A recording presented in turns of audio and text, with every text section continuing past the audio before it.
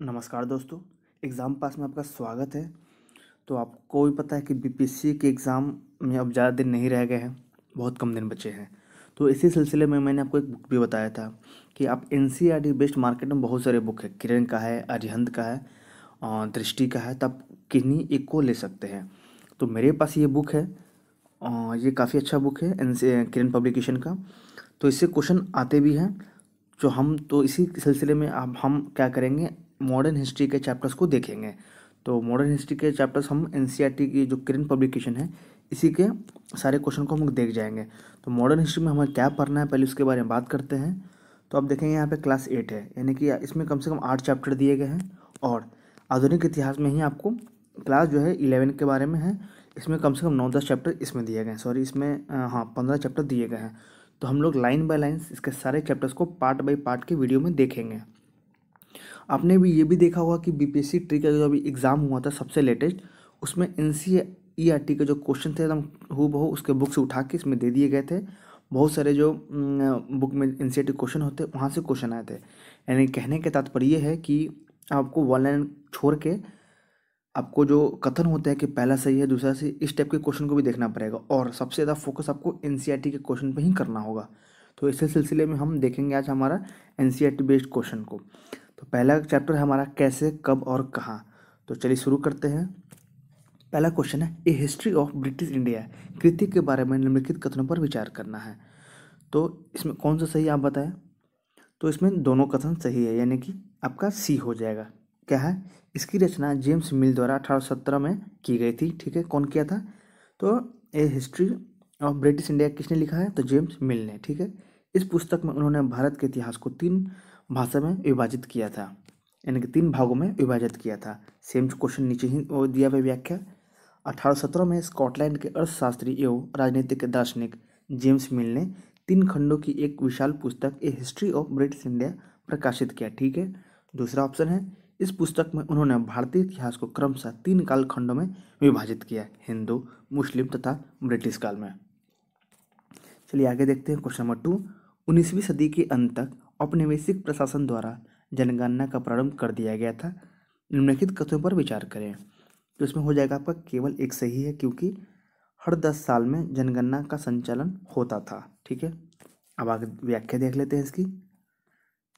इसका व्याख्या है 19वीं सदी के अंत से हर 10 साल में जनगणना का संचालन किया गया था। ठीक है, इसमें भारत के सभी प्रांतों में लोगों की संख्या, जातियों, धर्म और व्यवसायों की जानकारी के बारे में विस्तृत रिकॉर्ड तैयार किए गए थे। ये हो गया। अब हमारा चैप्टर 2 यहाँ से स्टार्ट होता है। उसमें 2 ही क्वेश्चन थे चैप्टर 1 में।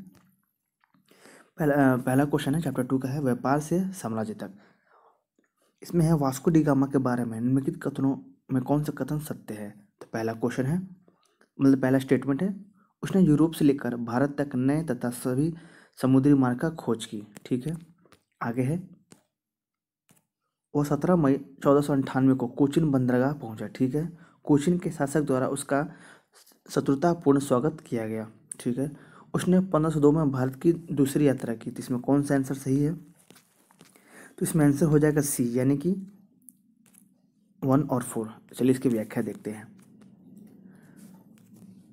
पुर्तगाली अन्वेषक वास्को डी गामा ही था जिसने 1498 में भारत के लिए समुद्री मार्ग की खोज की। ठीक है, वास्को डी गामा का बेरा 20 मई 1498 को कालीकट के पास पहुंचा। ठीक है, यहाँ तक आप सभी ने इसको पढ़ा होगा। आगे देखते हैं। यद्यपि विदेशियों का भव्य स्वागत सत्कार किया जाता था, इसमें भव्य जुलूस भी शामिल होता था। वास्को डी गामा द्वारा लाए गए उन उपहारों में से जिमेरियन राजा मानव विक्रमण प्रभावित नहीं हुए थे। ठीक है, जिसमें कुछ कपड़े, टोपी, मूंगा, चीनी, तेल एवं अन्य वस्तुएं शामिल थीं। भारतीयों को इस बात से बेहद आश्चर्य हुआ था कि उस उपहार में सोना या चांदी क्यों नहीं थे। ठीक है, आगे है 1502 में वास्को डी गामा फिर भारत वापस आया तथा प्रतिस्पर्धी व्यापारियों एवं यहाँ के निवासियों के बीच नौसेना की प्रतिद्वंदिता शुरू हो गई। इस बार वह अपनी पिछली यात्रा की तुलना में पुर्तगाली व्यापारियों के लिए बेहतर रियायतें प्राप्त करने में सफल रहा। तो यहाँ पे आपका सही है। अब देखते हैं क्वेश्चन नंबर 2। 1690 में सुल्तानाती में एक कारखाने की स्थापना किसने की। तो आंसर हो जाएगा इसका 2 का। देखते हैं क्या दिया है। तो इसका आंसर है ए, यानी कि जॉब चॉर्नॉक। 1690 में सुल्तानोती में एक कारखाने की स्थापना किसने की थी? तो आंसर हो जाएगा जॉब चौर्नाक ने। अब इसकी व्याख्या देख लेते हैं। जैसे ही व्यापार का विस्तार होना प्रारंभ हुआ, कंपनी ने सौदागरों एवं व्यापारियों को कारखाने के पास आने तथा बचने के लिए तैयार कर लिया। 1696 तक बस्ती के आसपास एक किले का निर्माण शुरू हो गया। ठीक है। 2 साल बाद सौदागर ने मुगल अधिकारियों को रिश्वत देकर कंपनी की सुल्तानती, गोविंदपुर तथा कालिकता के 3 गांवों को जमींदारी का अधिकार ले लिया। ठीक है, आगे है। अंग्रेज व्यापारी जॉब चौर्नाक 24 अगस्त 1690 को ईस्ट इंडिया कंपनी के बंगाल मुख्यालय की स्थापना के उद्देश्य से सुल्तानती आया। क्योंकि कालिकता में मूल निवासियों की कोई आबादी नहीं थी, इसलिए अंग्रेजों के लिए इस स्थल पर कब्जा करना आसान था। ठीक है। अब देखते हैं क्वेश्चन नंबर 3। मद्रास निर्माण स्थल किसने और किससे प्राप्त किया? तो इसका आंसर हो जाएगा आपका डी, यानी कि चंद्रगिरी के राजा से फ्रांसीसी डे ने। अब इसकी व्याख्या देख लेते हैं। फ्रांसीसी डे तथा एंड्रयू कॉगन ईस्ट इंडिया कंपनी के प्रतिनिधि थे, जिन्होंने सूरत में लाइसेंस प्राप्त कर व्यापार करना शुरू किया। ठीक है। इन्हें कंपनी के व्यापारिक गतिविधियों को लेकर एक कारखाना तथा गोदाम बनाने के लिए कोरोमंडल तट पर उपयुक्त भूमि की तलाश में भेजा गया था। ठीक है। उन्होंने संयोगवश एक ऐसा भूखंड मिला जिस पर उस समय चंद्रगिरी के राजा का शासन था, और वह भूखंड स्थानीय सरदार दमारला वेंकटप्पा नायक के नियंत्रण में था। 22 अगस्त 1639 को डे एव कॉन्गन ने मद्रास पट्टनम के मछली पकड़ने वाले गांवों में जमीन के एक टुकड़े के लिए अनुदान प्राप्त कर लिया, जिससे ईस्ट इंडिया कंपनी को भूमि की 3 मील लंबी पट्टी मिल गई। यह मद्रास पट्टनम के बसने की शुरुआत थी। ये हो गया आपका सही। आगे देखते हैं question number 4। Fort Saint George एवं फोर्ट विलियम को उनके संबंध बस्तियों से चिन्हित करें। तो इसका आंसर हो जाएगा सी, यानी कि मद्रास और कोलकाता। चलिए देखते हैं व्याख्या। वर्ष 1644 दक्षिण भारतीय शहर चेन्नई के इतिहास में एक और गौरवशाली अध्याय जुड़ता है, जिसे उस समय मद्रास के नाम से जाना जाता है। बंगाल की खाड़ी के तट पर इस शहर को सेंट जॉर्ज किले के रूप में एक बेहतरीन उपहार मिला। कहाँ पे? बंगाल की खाड़ी में क्या है? सेंट जॉर्ज किला। आगे देखते हैं इसके पॉइंट को। फोर्ट विलियम का शक्तिशाली भवन हुगली नदी के पूर्वी तट पर कोलकाता शहर में स्थित है। ठीक है। 1696 में निर्मित इस किले का नाम किंग विलियम तृतीय के नाम पर रखा गया था, और यह देश में अंग्रेजों का पहला किला था। आगे देखते हैं क्वेश्चन नंबर 5। पश्चिमी तट पर ब्रिटिश गतिविधियों के बारे में निम्नलिखित कथनों पर विचार करें। तो इसका आंसर हो जाएगा बी, यानी कि 1, 3 और 4। 1, 3 और 4 यानी कि अब देखेंगे कि 1687 तक पश्चिमी तट पर सभी अंग्रेज कारखाना सूरत स्थित उनके कारखानों के अध्यक्ष एवं परिषद के नियंत्रण में थे। ठीक है। अब देखते हैं इसका 3। 1687 में बॉम्बे ने पश्चिम तट पर कंपनी के मुख्यालय के रूप में सूरत का स्थान ले लिया। बॉम्बे ने। आगे है 4, इसका सही था। 1688 में सर जॉन चाइल्ड के नेतृत्व में अंग्रेजों ने पश्चिमी तट से कई मुगल जहाज़ों को अपने कब्जे में ले लिया और हज यात्रियों के आवागमन को बाधित कर दिया था। सही है। अब इसकी व्याख्या देख लेते हैं। मई 1662 में इंग्लैंड के राजा चार्ल्स द्वितीय ने बंगराजा की कैथरीन से शादी की। कैथरीन के परिवार ने एक शानदार दहेज, यानी कि दूल्हे के पिता द्वारा दिया गया उपहार की पेशकश की। इस उपहार का एक भाग बॉम्बे का पुर्तगाली क्षेत्र था। आगे है, यद्यपि चार्ल्स द्वितीय इन द्वीप पर राज करते हुए किसी भी तरह की परेशानी मोल लेना नहीं चाहता था, और यही कारण है कि 1668 में ईस्ट इंडिया कंपनी को उसने प्रति वर्ष केवल 10 पाउंड सोने के किराए पर लेने के लिए सहमत कर लिया। ठीक है। अब देखते हैं क्वेश्चन नंबर 6। बंगाल में अंग्रेजों के बारे में निम्नलिखित कथनों में से कौन सा कथन यहाँ पे गलत है? तो आप देखेंगे इसका आंसर हो जाएगा बी, यानी कि 1 और 2 गलत है। 1 और 2 यहाँ पे आपके गलत है। क्या है? तो अंग्रेजों ने 1698 में बंगाल के गवर्नर से 3 गांव सुल्तानाती, कालिकता और गोविंदपुर खरीदे। उन्होंने 1699 में बंगाल के मुगल गवर्नर की अनुमति से सुल्तानाती में अपने कारखाने की किलाबंदी की। अब इसकी व्याख्या देख लेते हैं। 1698 में ईस्ट इंडिया कंपनी ने स्थानीय जमींदार सरबना चौधरी से 3 गांव सुल्तानाती, कलकत्ता, गोविंदपुर खरीदे थे। ठीक है। सही है। आगे है 24 अगस्त 1686 को कलकत्ता के संस्थापक माने जाने वाले जॉब चॉर्नॉक पहली बार एक कारखाने की स्थापना के सिलसिले में ब्रिटिश ईस्ट इंडिया कंपनी के प्रतिनिधि के रूप में सुल्तानती गांव आए। ठीक है। आगे है चौरनक का पहले से ही हुगली नदी के तट पर मुगल साम्राज्य के अधिकारियों के साथ विवाद था। उस स्थान को उसने छोड़ने के लिए बाध्य किया गया था। इसके बाद उसने नदी की दूसरी और अन्य स्थानों पर स्वयं को स्थापित करने का असफल प्रयास किया। आगे है जब मुगल अधिकारियों ने अंग्रेजी कंपनी के वाणिज्य से प्राप्त होने वाले लाभ को नहीं खोने का इच्छा से चौरनॉक को एक फिर लौटने की अनुमति दी, जब चौरनॉक ने कलकत्ता को अपने व्यवहार संचालन के केंद्र के रूप में चुना। अब देखते हैं क्वेश्चन नंबर 7 है अंग्रेज ईस्ट इंडिया कंपनी के बारे में निम्नलिखित में से कौन सा कथन सही है। यहाँ पे सही पूछा गया है। क्वेश्चन नंबर 7 का आंसर हो जाएगा डी, यानी कि 1 और 4। यानी कि इसे 1599 में व्यापारियों के एक ऐसे समूह द्वारा गठित किया गया था जिसे मर्चेंट एडवेंचर्स के रूप में जाना जाता था। आगे 4, 1608 में सूरत में एक कारखाना खोलने का निर्णय लिया गया था। अब इसकी हम व्याख्या देखते हैं, इससे ज़्यादा अच्छे से समझ में आएगा। इंग्लिश ट्रेडिंग कंपनी व्यापारियों के एक ऐसे समूह के द्वारा बनाई गई थी जिसे 1599 ईस्वी में मर्चेंट एडवेंचर्स के रूप में जाना जाता था। आगे है इस कंपनी को 31 दिसंबर 1600 को क्वीन एलिजाबेथ प्रथम द्वारा चार्टर प्रदान किया गया था। ठीक है। इस अंग्रेज कंपनी का नाम the government and company of merchant of London trading into east Indies था। ठीक है। आगे है इस कंपनी को 15 वर्षों के लिए पूर्वी व्यापार का एक अधिकार दिया गया था। ठीक है। 1813 के चार्टर एक्ट ने भारत में ईस्ट इंडिया कंपनी को एकाधिकार को समाप्त कर दिया, यद्यपि चीन के साथ व्यापार एवं चाय के क्षेत्र का व्यापार एकाधिकार कायम रहा। 1813 के चार्टर एक्ट ने पहली बार भारत में ब्रिटिश क्षेत्रों की संवैधानिक स्थिति को स्पष्ट रूप से परिभाषित कर दिया। ठीक है। अब हम देखते हैं क्वेश्चन नंबर 8। निम्नलिखित घटनाओं का कालानुक्रम क्या है, बताएं। तो हम इसकी डायरेक्ट व्याख्या देखते हैं, ऐसे थोड़ा दिक्कत होएगा। तो डी है, डायरेक्ट देखते हैं कि मुसलीपट्टनम में एक अंग्रेजी कारखाने की स्थापना हुई थी। कब? तो 1611 में। जहांगीर के फरमान से सूरत के एक कारखाना स्थापित करने के लिए अंग्रेज को अनुमति कब मिली? तो 1613 में। सर थॉमस रो का इंग्लैंड के लिए प्रस्थान हुआ 1620 में। आगे है पुलिकट के पास अमरगांव में एक अंग्रेजी कारखाना की स्थापना हुई 1626 में। अब देखते हैं क्वेश्चन नंबर 9। क्लाइव के नेतृत्व में जानकारी 1757 में कलकत्ता पर फिर से कब्जा करने के बाद सिराज उद दौला ने लगभग सभी मांगों को मानते हुए अंग्रेजों के साथ एक संधि पर हस्ताक्षर किए। इस संधि का नाम क्या है? तो अब बताएं। इसका आंसर हो जाएगा बी, यानी कि अलीनगर की संधि। क्या है? अलीनगर की संधि। अब इसकी व्याख्या देखते हैं। इस हमले के भय ने नवाब को कंपनी के साथ अलीनगर की संधि करने के लिए बाध्य कर दिया। शहर पर कब्जा करने के बाद सिराज द्वारा कलकत्ता को दिए गए अल्पकालिक नाम अलीनगर के नाम पर इस संधि का नाम रखा गया।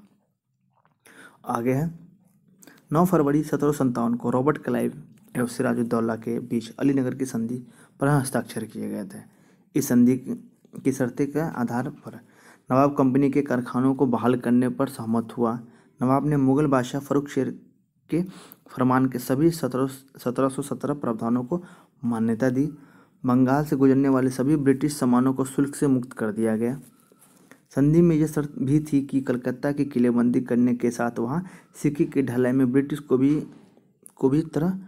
किसी भी तरह का बाधा नहीं पहुंचाएगी। नवाब ने अपनी सेना को अपनी राजधानी मुर्शिदाबाद वापस बुला लिया। इस संधि पर किए गए हस्ताक्षर उन घटनाओं में से एक थे जिसके कारण प्लासी का युद्ध प्रसिद्ध हुआ था। अब देखते हैं क्वेश्चन नंबर 10। सिराजुद्दौला के बारे में निम्नलिखित कथनों पर आपको सही कौन है वो बताना है। तो इसका आंसर हो जाएगा सी, यानी कि 1 और 3। देख लेते हैं। उसने जून 1756 में कलकत्ता की घेरेबंदी कर दी और उस पर कब्जा कर लिया। अब 3 है, वह ब्लैक होल त्रासदी के लिए जिम्मेदार नहीं था जिसे 123 अंग्रेजों की मौत हो गई थी। चलिए इसका व्याख्या देख लेते हैं। सिराजुद्दौला ने कासिम बाजार स्थित अंग्रेजी कारखाना पर कब्जा कर लिया और बाद में 20 जून 1756 को कलकत्ता स्थित फोर्ट विलियम्स को अपने कब्जे में ले लिया। मानिकचंद के हाथों में कलकत्ता को सौंपकर सिराजुद्दौला अपनी जीत का जश्न मनाने मुर्शिदाबाद लौट गया। उसने अंग्रेजों को अपने जहाज़ों के साथ भागने दिया। वास्तव में उसने शत्रु को कम आंकने की गलती कर दी।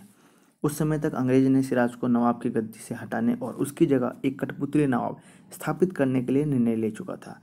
अंग्रेजों ने मानिकचंद जैसे कलकत्ता के आधिकारिक प्रभारी, अमीरचंद जैसे अमीर व्यापारी, जगत सेठ जैसे जाने माने बैंकर, मीर जाफर, मीर बख्शी जैसे नवाब के दरबार में प्रमुख लोग तथा नवाब के सेनापति राय दुर्लभ साथ मिलकर षड्यंत्र रचा। बंगाल के सिंहासन पर मीर जाफर को बैठाने का निर्णय लिया गया। ठीक है, अब देखते हैं क्वेश्चन 11, मीर जाफर। मीर जाफर के बारे में निम्नलिखित में से कौन सा कथन सत्य नहीं है? सत्य नहीं है। चलिए देखते हैं क्वेश्चन 11 का आंसर क्या है। तो ए है, यानी कि 1 और 2। 1 और 2।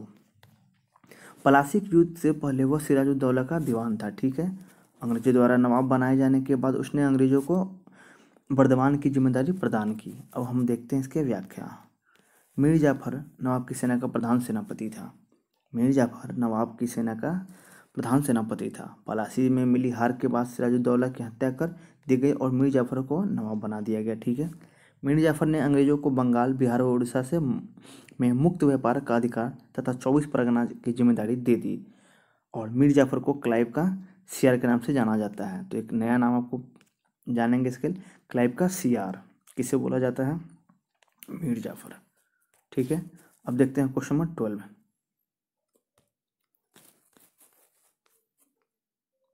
ये आपको मिक्स करने वाला है, तो डायरेक्ट इसका आंसर देखते हैं। ये युद्ध से है। रॉबर्ट क्लाइव तो पलासी का युद्ध, हेक्टर मुनरो बक्सर का युद्ध, शुजाउद्दीन यानी कि बंगाल, बिहार व उड़ीसा का पहला नवाब। आगे है नजम उद्दौला यानी कि बंगाल, बिहार एवं उड़ीसा का अंतिम नवाब। आप यहाँ पे पहला नवाब देख सकते हैं और यहाँ पे आप अंतिम नवाब देख सकते हैं। कौन है? नजम उद्दौला। अब क्वेश्चन नंबर 13 देखेंगे। कथित यानी कि ब्लैक होल ट्रेजेडी कहाँ हुआ था? तो इसका आंसर हो जाएगा डी, यानी कि कलकत्ता में। कलकत्ता का ब्लैक होल कलकत्ता के पुराने किले फोर्ट विलियम में एक छोटा कालकोठरी था, जहां बंगाल के नवाब सिराजुद्दौला के सैनिकों ने 20 जून 1756 को किले पर कब्जा करने के बाद बंदी बनाए गए अंग्रेजों को युद्ध बंदी बना लिया था। ठीक है, उन्हीं कैदियों में से एक हॉवेल ने इस बात का दावा किया कि किले पर कब्जा करने के बाद ब्रिटिश एवं आंग्ल भारतीय सैनिकों तथा नागरिकों को रात भर ऐसी तंग कोठरी में रखा गया जिससे दम घुटने और थकावट और कुचलने से 146 में से 123 कैदी की मौत हो गई। यद्यपि मौत की सटीक संख्या और हवेल के दावों की वास्तविकता विवाद का विषय रही है। अब देखेंगे क्वेश्चन 14। हैदर अली के बारे में निम्नलिखित कथनों में से कौन सा कथन यहाँ पे सही नहीं है? आप एग्जाम में भी इस तरफ से ध्यान देंगे कि कौन सा कथन सही है और कौन सा कथन सही नहीं है। तो इसका आंसर है पहला, यानी कि उसने मैसूर के हिंदू वोडिया राजवंश के शासक के अधीन राज्य की सेवा के एक सैनिक के रूप में अपने करियर की शुरुआत की थी। अब हम देखेंगे इसकी व्याख्या, इससे ज़्यादा अच्छे से समझ में आएगा, इसलिए मैंने कहा कि आप व्याख्या देखेंगे और आप जब भी घटना चक्र पढ़ेंगे तो उसका व्याख्या आप जरूर पढ़ेंगे और लास्ट में आप उसके रिवीजन के लिए ना बोले, आप उसका रिवीजन याद से करेंगे।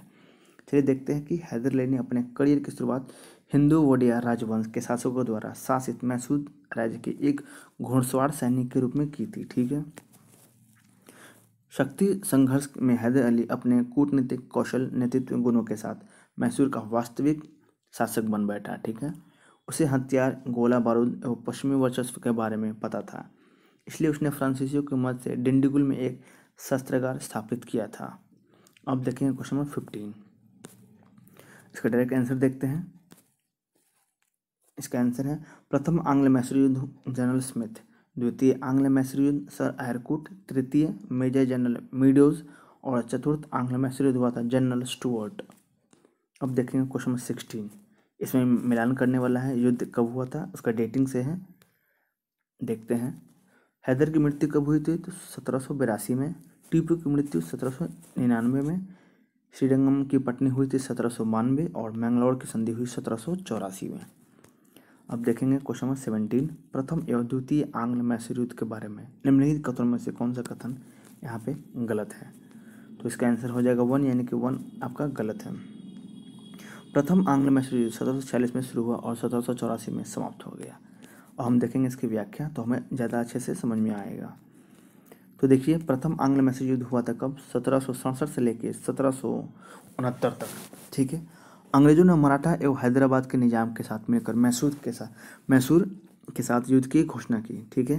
हैदर अली कुशल कूटनीति के साथ मराठों एवं निजाम को अपने पक्ष में करने में सफल रहा। ठीक है। लेकिन 1767 में जनरल स्मिथ के नेतृत्व में अंग्रेजों ने हैदर अली को हरा दिया। किसने हरा दिया? तो जनरल स्मिथ ने। अभी हमने ऊपर देखा था। उसका बेटा टिप्पू सुल्तान अंग्रेजों के विरुद्ध मद्रास की ओर आगे बढ़ा। 1769 में उस मद्रास संधि पर हस्ताक्षर किए जिसने युद्ध को समाप्त कर दिया। ठीक है। और हम क्वेश्चन नंबर 18 देखेंगे। तृतीय आंग्ल मैसूर युद्ध के बारे में निम्नलिखित कथनों में से कौन सा कथन सत्य है? तो इसका आंसर हो जाएगा आपका ए, यानी कि केवल 1 सही है। और हम इसकी व्याख्या देख लेते हैं डायरेक्ट। अंग्रेजों ने हैदराबाद के निजाम एवं मराठों के साथ अपने संबंध सुधारने की शुरू कर दिए। ठीक है, यहाँ तक सही है। आगे है, टीपू ने 1789 में त्रावणकोर के विरुद्ध युद्ध की घोषणा कर दी। त्रावणकोर अंग्रेजों का एक मित्र राज था। ठीक है। 1790 में बंगाल के गवर्नर जनरल लॉर्ड कॉर्नवालिस ने टीपू के विरुद्ध युद्ध की घोषणा कर दी। टीपू युद्ध से पहले चंद में हार गया और उसकी सेना को पीछे हटना पड़ा। अब देखेंगे क्वेश्चन नंबर 19। टीपू तथा कॉर्नवालिस द्वारा हस्ताक्षरित श्रीरंगम की पटनी के संधि में निहित था क्या क्या? तो डायरेक्ट हम उसका आंसर देखते हैं कि उसमें क्या क्या था। तो यहाँ पे देख सकते हैं आप, श्रीरंगम की पटनी की संधि है। क्या है इसके बारे में पूरा देख लेते हैं। टीपू के राज क्षेत्र का आधा भाग सहयोगी दलों को सौंपना होगा। ठीक है। 3 करोड़ 30 लाख रुपए का भुगतान या तो टीपू द्वारा सोने के मोहरे या बुलियन में किया जाना था। 1 करोड़ 65 लाख यानी कि 1.65 लाख रुपए का भुगतान तत्काल और शेष राशि 3 किस्तों में लेकिन 1 साल के भीतर किया जाना था। चारों शक्तियाँ यानी कि कौन? अंग्रेज, मराठा, निजाम, कर्नाटक से संबंधित सभी कैदियों को रिहा किया जाना था। संधि के पूरी तरह से लागू होने तक टीपू के 2 बेटों को अंग्रेजी हिरासत में दिया जाना था। यहाँ तक सही है। अब देखते हैं क्वेश्चन नंबर 20। चतुर्थ आंग्ल मैसूर युद्ध के बारे में निम्नलिखित में से कौन सा कथन सही है? तो अब देखेंगे यहाँ पे केवल एक सही है। अब क्या है वो देख लेते हैं। व्याख्या डायरेक्ट। श्रीरंगम की जो संधि है, टीपू एवं अंग्रेजों के बीच शांति कायम करने के लिए विफल रहे। शांति कायम में वो विफल रहे। टीपू ने लॉर्ड वेलेस्ली के सहायक संधि को स्वीकार करने से भी इनकार कर दिया। टीपू ने फ्रांसीसियों के साथ गठबंधन किया जिसने अंग्रेजों ने खतरे के रूप में देखा। ठीक है। चारों तरफ से मैसूर पर हमला किया गया। उत्तर से मराठा एवं निजाम ने आक्रमण किया। टीपू की सेनाओं का अनुपात था 4:1। अंग्रेजों ने 1799 में श्रीरंगम की पट्टनम की लड़ाई में एक निर्णायक जीत प्राप्त की। शहर की रक्षा करते हुए टीपू की मृत्यु हो गई। आगे क्वेश्चन नंबर 21। मैसूर राज्य के बारे में निम्नलिखित कथनों में से कौन सा कथन सत्य नहीं है, आपको वो बताना है। तो इसका आंसर हो जाएगा सी, यानी कि 1 और 2। हम देख लेते हैं इसकी व्याख्या। टीपू के राज्य क्षेत्र को ब्रिटिश तथा हैदराबाद के निजाम के बीच विभाजित किया गया था। श्रीरंगम पट्टनम तथा मैसूर के आसपास का मुख्य क्षेत्र उस वाडिया राजवंश को सौंप दिया गया जो हैदर अली के शासक बनने से पहले मैसूर पर शासन कर रहा था। मैसूर ने ब्रिटिश के साथ एक सहायक संधि किया और एक ब्रिटिश रेजिडेंट को मैसूर दरबार में तैनात किया। इस तरह से हम लोगों ने इसके पहले 2 चैप्टर को फिनिश कर लिया है। अब आगे आने वाले वीडियो में आप मुझे ये बताएंगे कि आपको इसका वीडियो चाहिए या नहीं चाहिए, क्योंकि अगर आप आप इसको नहीं देखेंगे, आप इसे नहीं पसंद करेंगे तो फिर वीडियो बनाने का वो कोई तुक नहीं रह जाएगा। तो आप ये बताएंगे कि आपको ये वीडियो अच्छा लगा या नहीं लगा, या इसमें और क्या सुधार करने की ज़रूरत है, और आपको और किस टाइप का कंटेंट चाहिए, ताकि हम जल्द से जल्द उस पर काम करें और आपको सामने वो लेके आएँ। और इसी के साथ हम जो है बिहार करंट अफेयर्स के रूप में भी 100 क्वेश्चन के सेट में डेली एक सेट आपको ला के देंगे। आप उसे भी देखिए कैसे आपको ज़्यादा बेनिफिट मिलेगा। तब तक के लिए धन्यवाद। आप रिविज़न करते रहिए। Thank you very much.